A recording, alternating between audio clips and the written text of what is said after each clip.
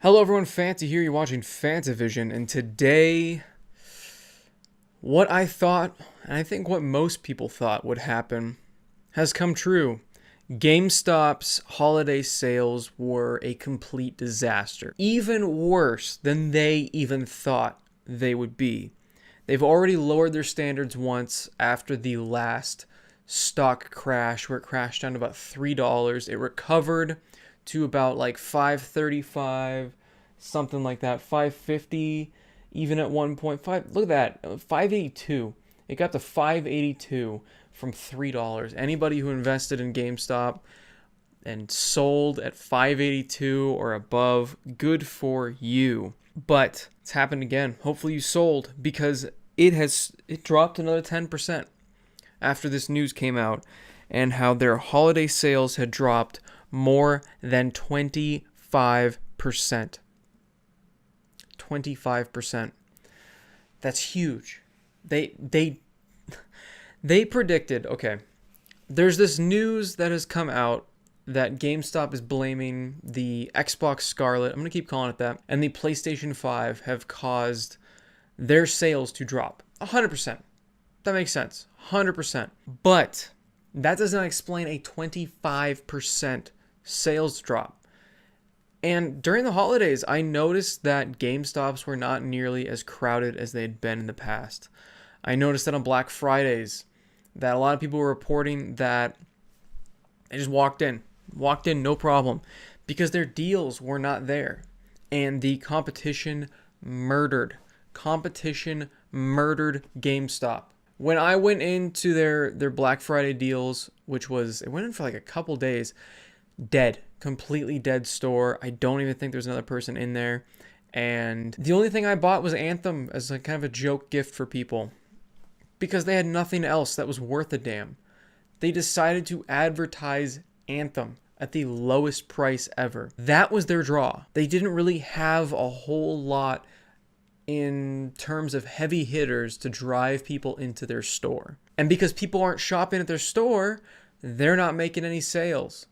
So when I look at that 25%, I think about all these different factors. I think about the fact that their sales are worse than other stores on a consistent basis. They do have that deal of the day, and a lot of the times it is great, but it's only like a couple of deals and it's only for one day. So it's not something that you can regularly go, oh, well, it's going to continue to have like amazing game sales. No, it's constantly. That's another thing. This deal of the day thing, it started off great. A lot of great deals. I got Enter the Gungeon for like $20, and I've seen Slay the Spire for $20. Bunch of games. Great deals. Now, these past couple weeks, I've seen like a bunch of pop figures. And that's it. Just pop figures, a couple of t-shirts, some Star Wars helmets, just junk. Like they're trying to peddle their toys again, because that is what their business went heavily into. It went heavily into toys. Guess what store shut down? Toys R Us. Yeah, they're coming back somehow. I don't quite know the details on that, but the toys model is not there. Yes, they've made a lot of money off of toys, but if you've noticed, it has not turned the company around. And they're so in deep with these collectibles and these toys and this plastic crap that they have to have lots of deals of the day with these. But they need more deals of the day with games. They just do. They need every day to have a new gaming deal. They need a reason to drive customers in. The Power Boards card downgrade has already gone into effect. Labels for used games are already printing without the used price or the pro price underneath it. The elites, if you have an elite card, your elite card has been manually canceled. Even if you still had it for a while, your discount is gone. And from what I've heard from several sources is that 50,000 people still had the elite card. And those 50,000 people just lost their card. Now, apparently, according to my source, you can get a refund on your Power Boards Elite card, but you lose all of your points. So you basically have to restart your entire account again if you want to get back in that system. And that's huge. That's huge for a lot of people. A lot of people have accumulated these points. So I guess you could spend all your points and get a refund. That's what I recommend, because you have a worthless card now. Yeah, you get the $5 just like everybody else on a pro card, but the fact that they manually canceled your elite card, kind of ridiculous. I gotta say, that's messed up. At least Best Buy is honoring their Gamers Club Unlock. I'm still using somebody's Gamer Club Unlock card. Thank you again. Seriously, they're not honoring it anymore. They just canceled it on 50,000 people, at least 50,000 people who still had that elite card. That's just crazy. And it's that type of behavior that has got them in this mess. That 25% is not just because of the new systems. Hell yes, part of that percentage is, but the way they treat customers is exactly why this 25% is happening. Everybody is just choosing to shop somewhere else. Everybody is choosing to shop somewhere else because there's no reason to shop at GameStop. Just like a lot of people in my comment section, I don't want GameStop to die. I want them to improve because competition is a good thing, but they're not being competitive. And that's the problem. And it's hard for them to be competitive. What's really interesting is recently they've been closing lots of stores. And instead of shipping these items, they're so worried about the bottom line that they are liquidating these items instead of shipping them to other stores. I've never seen that at GameStop before. GameStop has never done a real clearance sale. They just don't. They were too cheap before. Or they had the extra capital to try to squeeze out every penny they could from those items before that GameStop stopped existing. They wanted to move the items to other stores and try to have them sell them. Now, they're just trying to get every penny they can. And even if it means marking down a Nintendo Switch Lite to like $140 or $130, it's crazy.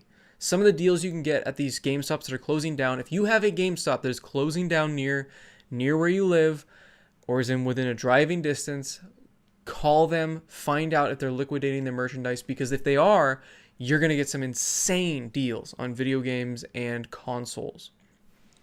Now, again, we're seeing these desperation moves from GameStop before they could afford to ship around their items and to restock stores off of the corpse of a dying store. They could afford to tell customers, no, there is not going to be a sale when the store closes. Now they're trying to get every penny as quickly as possible, even if it means cutting out that bottom line. They're just trying to show that they're making money somewhere. And if they've got all this old stock at a failing store, they want it gone. Really interesting seeing the shift in behavior of GameStop. But the behavior of canceling people's active cards falls right in line with the GameStop we all know and hate. And that is what they need to work on. If they want to bring people back into their stores, if they want their sales to go back up, they need to improve the customer experience. And when you go into a GameStop, I mean, I haven't had a good customer experience in a long time outside of the one that my friend works at, because my friend works there. So obviously I'm going to have a good time. But every other GameStop, it's just I want to get in, I want to get out. It's a mess. It's loud. It's just cramped. I mean, there's just so much shit in the aisles. It's insane. You have to avoid all of the crap that they just shove in there. And there are all these really cramped stores. And there are lots of other stores I've been to that weren't super cramped to begin with. And then they just made them cramped by just putting everything in the aisle they could. So now it's just filled with pop figures and board games and t-shirts and just fake cereal boxes. The most random crap you could ever think of is in GameStop now. They lost their focus on a product that honestly only goes down in value. Now they've put their focus in something else that also goes down in value. Merchandise like toys, plastic stuff, t-shirts, and video games, none of those things go up in value. None of those things really hold their value. And the only way GameStop has ever made their money is by driving used sales. And now they've got a card that no longer rewards people for making GameStop money. You no longer get that discount. And again, this new card is great for me, but I am not the customer that GameStop wants to be catering to. I'm going to be using that $5 on like a cheap ass game or I'm just going to get a pack of Magic cards, because there's nothing else that I want at GameStop. I'm not going to buy a used game. And if I do buy a used game, it's going to be a $5 used game. I'm not going to spend any more money there. That's just how it is. I'm not going to use it towards a brand new game that just came out because I have Gamers Club unlocked still. Or I could buy it at Walmart and still get it for $5 cheaper, even if I had that $5 coupon. And that's the issue. That's the real issue we're seeing here. And the fact that global sales have fallen during their, what is this? Here's another fun stat that really just shows you what predicament they're in. GameStop said global sales fell 27.5%. GameStop's dead in the water, and I don't know. I keep saying it in every single GameStop video. I don't know if this new system, if this new generation is going to save them. If the rumors about the PlayStation 5 are true and it's backwards compatible all the way to the original PlayStation, there you go. Because the Xbox Series X is going to be backwards compatible with everything that the Xbox One was. Maybe even more. So we could see a rise in used sales, especially if that PS5 rumor is true. But until then, they're treading water and they have to wait it out the entire year. Sales are going to continue to drop. They're just going to, because there's no reason to buy anything for the current generation unless you're an Xbox user, because they're not going to have any exclusives for the Series X. So Xbox users are going to continue to buy new games for the Xbox One, but PlayStation users have no reason. PlayStation users are going to wait it out until the PS5 comes out, or at least until more details come out, because it's still shrouded. We don't know if these controllers are going to work on the next system. I don't believe that's confirmed yet. And everyone's just sitting on edge. Everyone's waiting for that next generation. We'll see what happens. My prediction is that we're going to continue to see this downward trend. We're going to continue to see Phase 3, as Camelot calls it, in action. We're going to see hundreds of stores closing. We're going to see lots of people losing their job. We're going to see lots of GameStops liquidating. And maybe I'll do a video inside of a liquidating GameStop at some point. So let me know what you guys think in the comments. Do you guys think that, I keep asking this every single time, do you think GameStop's going to hold on? Do you think they'll hold on to the next console? Because that's the number one question on everybody's mind. Are they going to make it? And with the way things have been dropping, I keep thinking, positively, but this kind of thing makes me go, ooh, maybe not. Maybe not. I don't know. They might have enough stores to close to tread water until the next console generation comes out and gives them a bit of a boost, but I don't know if they're going to be able to hold out long enough for that to actually help them, because the holiday didn't help them, and that's what they were counting on. Thanks for watching, everyone. If you guys liked the video, please leave a like down below, subscribe for more content, and as always, have a fantastic day. See you guys.